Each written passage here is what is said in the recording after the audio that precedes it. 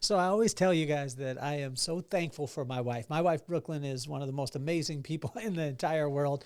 And I was sitting on the couch the other day, actually a little chair in our room. And it was a little bit later at night. She's watching a show and she's scrolling through TikTok doing her thing because she's a professional at that.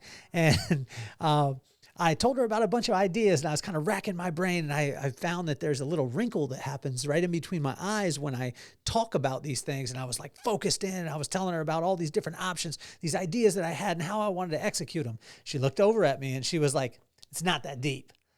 She said, "It's going to be the small little things that are not the big profound things that are going to be the simple things are going to be the most profound. It's not going to be some huge idea. It's going to be the very simple thing that you do every single day. And that is going to be the thing that takes off."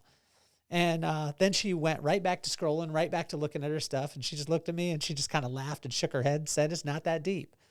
And so it was amazing because when I went to Proverbs 25 today, it was that exactly. It was God showing us that it is not that deep. It's not that complicated, that truth doesn't have to have a lot of words to it. It just is that simple, but it's most of the time hiding in plain sight. So why don't we get this party started?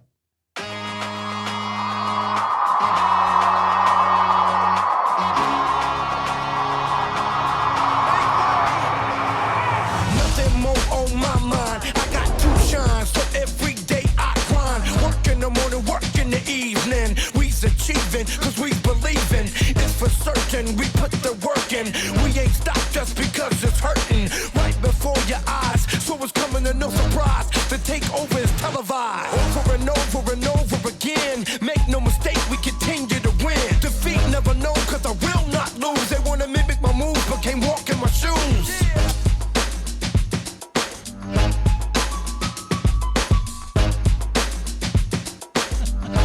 I just came off a weekend. I got a chance to be able to go out to Nashville to the Keystone Resort. It's about 2 hours outside of Nashville with Absolute Motivation, James Dixon. It was unreal. We had Larry Namer there, Dave Austin, Dylan Barry, a whole cast of characters that were phenomenal, and it was an incredible event.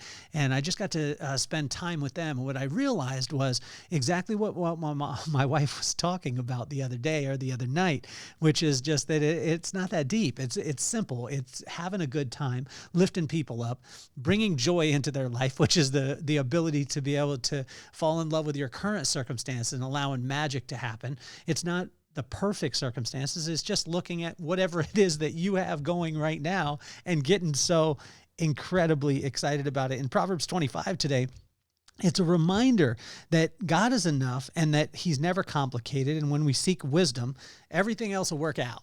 And how can we truly seek wisdom? My buddy Will and I were having this conversation last night on the way home from the airport. I was driving and I called him, and I was saying, it's amazing that, if we seek wisdom, well, where can we get it? It's just from the fear of God or spending time with him, right? So spending time with God, finding true wisdom, and then that way everything else will work out. It won't work out in the time that you want it to, though. It'll work out exactly how it's supposed to. So welcome to another episode of Inchstones also. And we have 3 different shows on the podcast. If you're tuning in for the first time, welcome. This is a way for you to be able to take us on your walk in the morning, 15, 20 minutes of some soul food. And we go through the corresponding proverb, corresponding day. I want to tell all of you that are listening, James Barbour, I want to thank you so much for listening to it with your family, and anybody out there who is listening to it on a day-to-day basis. I did take a couple of days off because I was traveling, and we're going to catch up on those. So let's jump right into Proverbs 25 and how that can apply to today. In verse 2 and 3, it hit me right away is his truth is hiding in plain sight. Keep it moving. It's not that deep. The second part obviously is some paraphrasing from my wife. Like, keep it moving. That's what she always tells me. And she's like, it's not that deep. You don't have to sit in it that long. Don't try and complicate it. Keep it simple. keep a smile on your face, bring joy into people's lives. And, sometimes you just need to be able to belly laugh to not take yourself so seriously. In verse 4 and 5, it talks about the brass tacks, or getting down to the root of it, right? So once we take away all the garbage that is on top of the situation, then we find out what we actually have at the core. And if we always look for what is at the core and we strip away the garbage, you'll start to see where the value is at. And sometimes it'll just be a big pile of garbage. So just be conscious of that. Make sure that your filter is strong. And the greatest filter that you can ever have is just wisdom. Wisdom is the right use of knowledge, and it only comes from one place, and that's from a relationship with God. So let's see, in verse 6 and 7, don't become intoxicated with your own success. This was something that I heard. I've heard very many times, but it was incredible because Coach Prime just said it yesterday. So University of Colorado, or actually on Saturday. So University of Colorado had been doing really, really, really good. They went into a battle against Kansas. They were ranked. Kansas wasn't ranked, and they got whooped. And Coach Prime said that you got intoxicated by your success. It's another thing, a word called hubris, thinking that you're going to succeed because you succeeded before. I've done this. I've done it very, very many times, but don't be intoxicated by your own success. Just set back and give the credit where the credit is due. God brought you to that place. And so honor him, and he will honor you. And even when you don't honor him, he'll still honor you because he has grace, and it's incredible that way. But you'll definitely learn lessons from the actions that you put forth, because you're going to have to deal with it, right? In verse 8 through 10 is mind your business and watch your mouth. You've heard me say this before, and this was something that my mom would always say to me, is mind your business and watch your mouth. Guard your heart, mind your business, watch your mouth. And when we look at this, if we will simply mind our business, work our land. I get caught up in this at times. I told my buddy William this last night. Anytime you're on any type of social, you watch any type of media, anything like that, comparison could come into play. And comparison is the thief of all joy. That's what my brother says to me all the time. I love you, Rob. But he says that all the time. But I don't think any of us are immune to it. But watch this. Just mind your business. The business that you were put on this earth to do. And when we do that and we mind our business, then it'll be amazing, because what will fill up our heart, once our heart gets filled, it comes out of our mouth, we'll know what we're saying. So if you're saying things that are silly, just check your heart, and then check. Most of the time when you're saying things that are silly, your heart is filled with silly things, and it's because you're working outside of your land and you're trying to mind someone else's business as opposed to your own. This is where I get in trouble. Is verse 11 and 12 is wisdom sounds good to the one who listens to it. See, it's always playing, right? Just like the radio station, you have to be tuned into it. You have to be tuned into that station. Wisdom always sounds good to the person who listens to it. But are you listening? Are you tuning into it? In verse 13, 14, 18, 23, 25, and 26, I felt that this one was very important because it reiterated it so many times. That's 1, 2, 3, 4, 5, 6 verses in Proverbs 25 today. Is speaking life refreshes the spirit. And I find this to be true. When you use somebody's name and you tell them specifically what they did that inspired you, I tell you, they continue to do more of that thing. I got life spoken to me today by my brother. He sent me a text. He said, I was thinking about you, and he sent me a picture of a book that he was reading, and he had outlined the verses. And I said to him, what did you take from that verse? And he said that God has promised you big things. So don't settle. Don't settle in your life. And he spoke life into me. When you speak life, it refreshes somebody's spirit. My spirit was so refreshed this morning because my brother simply spoke life. But how many people in your life could you reach out to right now through text, through email, through a call, a FaceTime, whatever it is? Don't FaceTime people randomly. That's weird. But could you call them? Could you call and just tell them that they're amazing, and not just amazing, but what they did specifically? Try this with your wife, with your kids, with your friends. I tell you, it will refresh the spirits of the people around you, and they'll want to be around you more. In verse 15 through 17, patience is one of the most powerful strategies. And this is a thing that I struggled with and I still struggle with in my life is patience is one of the most powerful strategies. I used to always think like, oh, if you pause or you wait, you won't, but when you have patience, it means that you take the time to be able to study it, be able to see the whole picture, and not just listen to the opening statement. I used to fall victim to this when I'd watch shows that there would be attorneys in court. My brother's an attorney, and the first attorney would go, and I'd be like, oh man, that's it. Like, I just believe him. And my brother would always think like, wait till the cross examination, wait till the other one comes. Listen to the whole story, see the whole picture. When we see the whole picture, we take the patience to be able to do that. We see it from a different realm, and we can see the places where we can go into battle and actually come out victorious. In verse 19 and 20, are you providing value, or are you simply circumstantial advantage? Are you providing value or simply circumstantial advantage? And this is a wild one, because I think a lot of times there's people who provide value in our life, and that's long lasting, it's sustainable. Or there's people who just give us circumstantial advantage. And when you do that, there's a time limit on that relationship.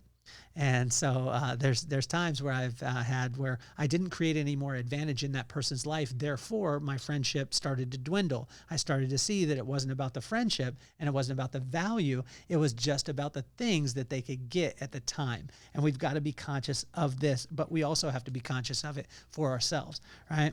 And so in verse 21 and 22, is doing right always works? This is a pretty simple one, right? Is when you do the right thing, when you call the person and speak life to them, when you bring joy into someone's life, when you bring a smile, or you lighten the mood, or you give somebody some love or give them some shine, it always works. It always works. I had this experience at the Keystone Resort. I had a kid named Hunter. He walked up and he was very serious. He was an amputee, a unilateral amputee below the knee. And as Hunter walked up, I looked down and I said, oh man, tell me the story. And he's like, oh, and he got really serious. And he told me about, he was out with his best friend, who happened to be his cousin. They were hunting, and he was out in front of him. And, his friend, who was cousin, shot him on accident. They were duck hunting, shot him on accident and took his leg off. And he said, I asked, did your life flash before your eyes? He said, yes. I said, what part's the negative or the positive? And what I started to see was that he started to shift his focus from all the bad things that had happened into, we started to kind of laugh about it. It started to be light. And what I spoke life to him and told him is that story is going to bring so much life to so many people, but they're going to be okay with it when you become okay with it. So how can we do right by people? How can we breathe life into people? Sometimes just by bringing a little bit of joy, lightening the mood, whatever it is. And it will never, ever, ever not work. Like, it always, doing right always works. In verse 24, family is the foundation. And this one is wild. I had so many people that they build. I did this for a long time. I told my brother. He asked me why I was working so hard at certain things, and I said, because I'm doing this for my family. He said, no, you're doing it for yourself. He said, if you were doing it truly for your family, you would figure out a way and have enough ingenuity to figure out a way to be able to spend time with your family as opposed to being away from them the way that you are right now. And it was a real slap in the face for me. Now, it doesn't mean that we don't work hard, make sacrifices, things like that, but it was looking at it and saying that my family is my foundation. And when you build your life on your family, I'm telling you, and it's biblical, it's written 3,000 years ago in verse 24, I tell you, when you build your foundation on your family, everything else will stand. And finally, as we wrap up on verse 27, is more isn't always better. And this is a thing that I struggle with, and I've struggled with my whole entire life. Is like, once I do it, and I'm like, man, I would just want more of it. I have a Houston Oilers helmet. I want 10 of them. You know what I mean? I got a Biggie statue or a Red Man statue. I want 10 of them. I want 15 of them. And more always isn't better. Like, more isn't always better. But a higher quality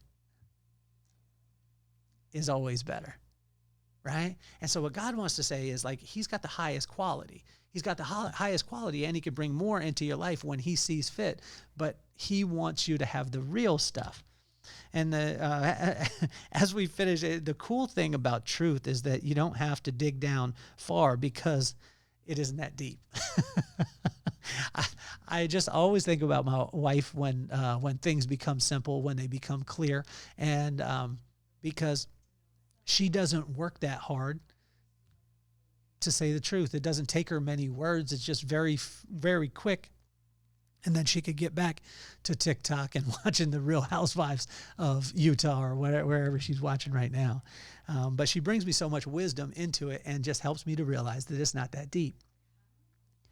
I want to encourage every single one of you today that, keep it simple. Keep it absolutely simple. Don't overlook the thing that is hiding in plain sight that's there right now. God's love for you, that he wants to lift you up, that he wants you to be joyous. He wants you to fall in love with those current circumstances. Whatever it is, he wants you to laugh about it as much as humanly possible. Make it as light as possible because there's somebody who needs that light.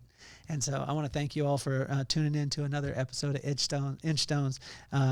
Proverbs 25. It never, ever, ever disappoints. I'm so happy to be back with you guys, and I appreciate you. Drop a comment, to subscribe, do all the things that you know you need to do. But I thank you guys more than you could ever know. My name is Kelly Cardenas, and I'm officially off the hot seat. Peace, love, and soul.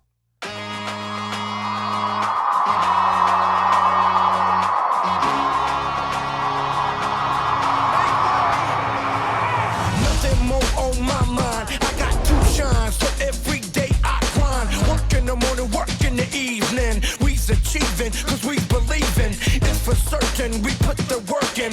We ain't stopped just because it's hurting. Right before your eyes, so it's coming to no surprise. The takeover is televised. Over and over and over again. Make no mistake, we continue to win. Defeat never known, cause I will not lose. They wanna mimic my moves, but can't walk in my shoes.